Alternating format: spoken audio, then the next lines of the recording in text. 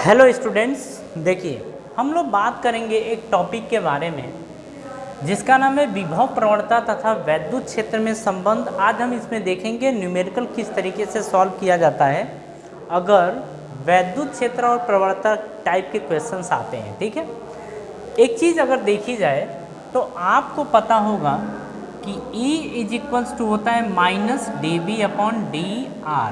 कहने का मतलब है कि अगर आपका वैद्युत विभव R का फंक्शन हो तो वहाँ पर वैद्युत क्षेत्र इस तरीके से कैलकुलेट किया जाता है। ठीक है, तो एक तो आप ये देख लीजिए कि इस तरीके से आप वैद्युत क्षेत्र कैलकुलेट करेंगे।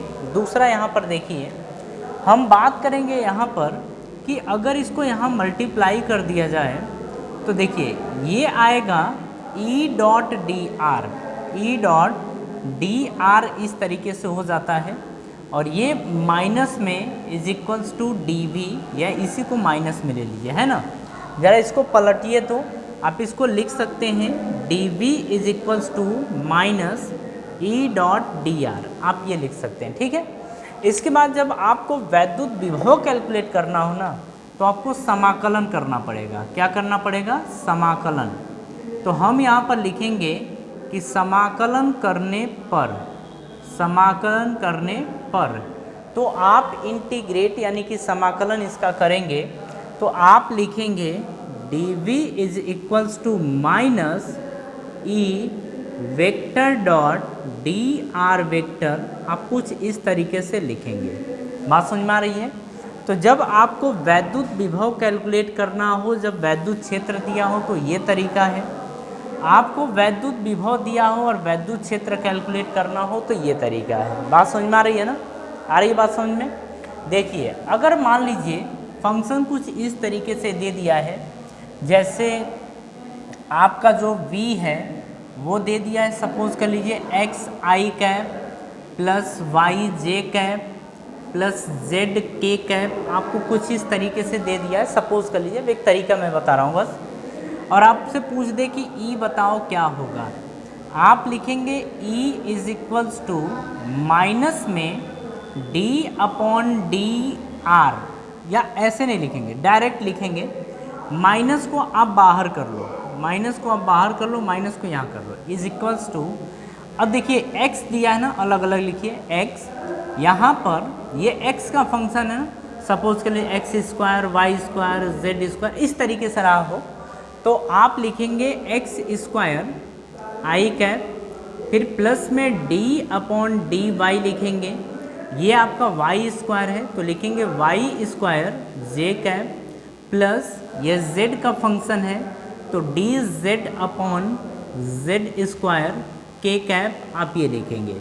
तो इस तरीके से वैद्युत क्षेत्र कैलकुलेट किया जाएगा। ठीक है, अब देखिए बात आती है, मान लीजिए अगर फंक्शन कुछ इस तरीके से दे दिए एक्स स्क्वायर वाई और इसको, या फिर वाई स्क्वायर जेड इस तरीके से दिया है, तो आप यहाँ पर क्या करेंगे, जब फंक्शन को डिफ्रेंशिएट करेंगे ना, तो अगर x के रिस्पेक्ट में डिफ्रेंशिएट करेंगे तो y कांस्टेंट होगा, y के रिस्पेक्ट में डिफ्रेंशिएट करेंगे x कांस्टेंट होगा, y के रिस्पेक्ट में डिफ्रेंशिएट करेंगे z कांस्टेंट होगा। कहने का मतलब आप समझिए। अब इसमें हम लोग एक न्यूमेरिकल करके देखते हैं कि किस तरीके से न्यूमेरिकल सॉल्व किया जाता है। तो देखिए हम एक न्यूमेरिकल लिख रहे हैं, हम ये वाला पोर्शन हटा रहे हैं ना, ये वाला पोर्शन हम डिलीट इरेज कर दे रहे हैं, फिर आगे का हिस्सा हम लोग देखते हैं। देखिए यहाँ पर आपको क्वेश्चन दे रखा है कि फाइंड ई वेक्टर, बोल रहा है कि ई वेक्टर आप कैलकुलेट करो, बोल रहा है कि एट 1,1,1 मीटर पर, अभी समझा रहे हैं, बोल रहा है कि अगर पोटेंशियल यानी कि V की वैल्यू आपको गिवन है, V की वैल्यू गिवन है 4x स्क्वायर, कुछ इस तरीके से। सेकेंड इसी में क्वेश्चन है, बोल रहा है कि V इज इक्वल्स टू दिया है 4x square plus 5y square z इस तरीके से दिया है। थर्ड क्वेश्चन मेरे से ये बोल रहा है कि v is equals to 2x square y plus 3y square z plus 4z square x, ये आपको दिया है। तो आप कैलकुलेट करिए यहाँ पर कि वैद्युत क्षेत्र कितना होगा, है ना। वैद्युत क्षेत्र कैलकुलेट करने को बोल रहा है, एकदम आसानी से इसे समझेंगे और आप देखेंगे कि फट से हमको ये बात समझ में भी आ जाएगी, है ना, फट से बात समझ में आ जाएगी। देखिए यहाँ पर अगर हम सॉल्यूशन की बात करें तो फर्स्ट क्वेश्चन आप उठाइए, v इज इक्वल्स टू दिया है 4x², ठीक है। इसका मतलब कि y की वैल्यू 0 और z की वैल्यू 0 है ना। तो अब आप देखिए यहाँ पर कैसे सॉल्व करेंगे उसको देखिए। आप लिखेंगे e is equals to minus d upon, जैसे ये ब्रैकेट निकल रही है ना, d अपॉन ये x का फंक्शन है x, 4x² i कैप, ये प्लस में d अपॉन dy, ये क्या है 0, तो 0 लिखेंगे j कैप, प्लस में d अपॉन dz, ये क्या लिखा है 0, तो लिखेंगे 0 k कैप। आप इस चीज़ को समझिएगा, ठीक है। तो लिखेंगे e is equals to minus, अब यहाँ पे आपको पता है कि 4 कांस्टेंट है, बाहर आ जाएगा।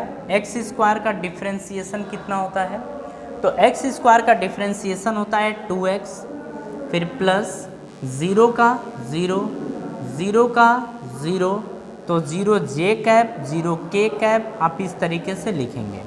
आ जाएगा e is equals to minus 4 दूनी 8x। लेकिन बोल रहा है कि आप वैद्युत क्षेत्र बताइए कब, जब आपका पॉइंट 1,1,1 हो, ये आपका x है, ये y कोऑर्डिनेट है, ये z है, ठीक है। आप यहाँ पर लिखेंगे e की वैल्यू कैलकुलेट करनी है कब, 1,1,1 पर। कहने का मतलब है -8, x की वैल्यू 1 है तो 1 इज इक्वल्स टू -8, ये आ जाएगा। और हाँ यहाँ पर i कैप होगा, सॉरी ये i कैप, तो आप लिखेंगे i कैप और ये आपका आंसर आ गया। तो इस तरीके से हमको क्वेश्चन कैलकुलेट करना, क्वेश्चन सॉल्व करना होता है। बात समझ में आ रही है, इसमें आपको कोई दिक्कत नहीं होनी चाहिए। अगर हम वैद्युत क्षेत्र की बात करें तो वैद्युत क्षेत्र 8i कैप होगा, ठीक है। अब हम थोड़ा सा इनको हटाते हैं, इस वाले पोर्शन को हम हटा रहे हैं। अब नेक्स्ट क्वेश्चन करते हैं। आप क्वेश्चन देखिए, सेकेंड की बात करें तो सेकेंड आपको दे रखा है कि v is equals to 4x² plus 5y² z, आपको ये दे रखा है, ठीक है। आप यहाँ पर लिखेंगे e is equals to minus, फिर ब्रैकेट में जाएंगे। देखिए ब्रैकेट में आप लिखेंगे d अपॉन डी x, यहाँ पर आप लिख सकते हैं 4x², देखिए सब कुछ कर लीजिए मन करे तो सब, 5y² z, यहाँ पर i कैप, फिर प्लस में आप लिखेंगे d अपॉन dy,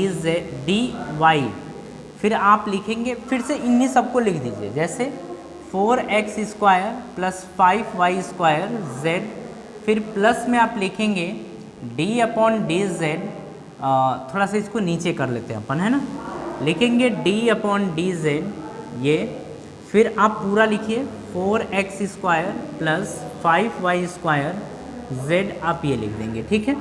ये आपका हो गया, कहानी आप समझिए।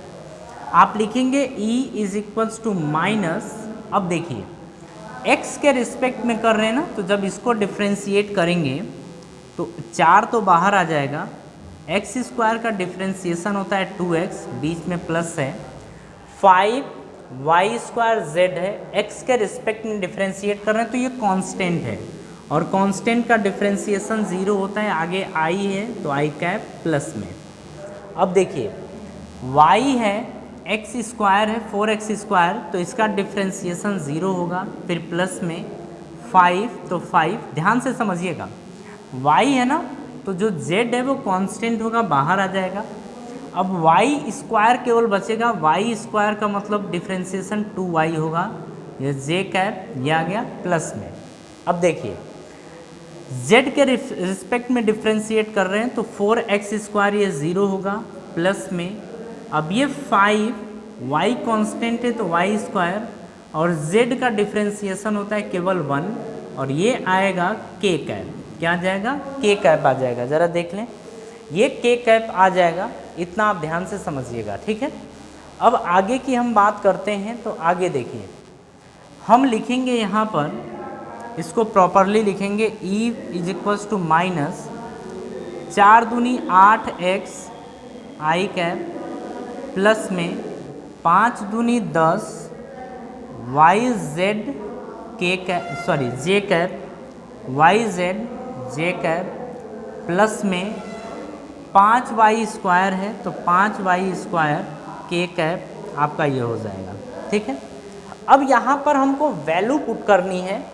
हम कहेंगे कि ई की वैल्यू बताइए जब ये 1,1 कोऑर्डिनेट हो, कहने का मतलब है -8 इंटू एक्स की जगह क्या रखेंगे 1, फिर आई कैप है प्लस में ये 10 है, y की जगह बेटा आप रखेंगे 1 और z की जगह रखेंगे 1 तो ये 1, फिर j कैप, फिर प्लस में अब यहाँ पर देखिए 5 है तो 5 इंटू वाई की वैल्यू y की वैल्यू 1 है तो 1 का स्क्वायर इंटू के कैप आपका ये हो जाएगा। यहाँ से ध्यान से समझिए, -8i कैप प्लस में 10 एकम 10 जे कैप प्लस में 5 के कैप, ये आपका आ जाएगा आंसर। कहने का मतलब ये है कि अगर इस पे बेस्ड क्वेश्चन आता है तो आपको इस तरीके से सॉल्व करना है। हमारे बुक में कुछ क्वेश्चंस दे रखे थे, इसी वजह से मैंने इन कॉन्सेप्ट को आपको बताया। ठीक है, तो देखिए कहीं पर दिक्कत नहीं होगी, इस क्वेश्चन को आप खुद सॉल्व कर लीजिएगा। अगर नहीं आएगा तो कमेंट में आप बोल सकते हैं। ठीक है, तो हम मिलेंगे नेक्स्ट वीडियो में और आज की सभा यहीं समाप्त करेंगे और आप सभी लोगों को धन्यवाद।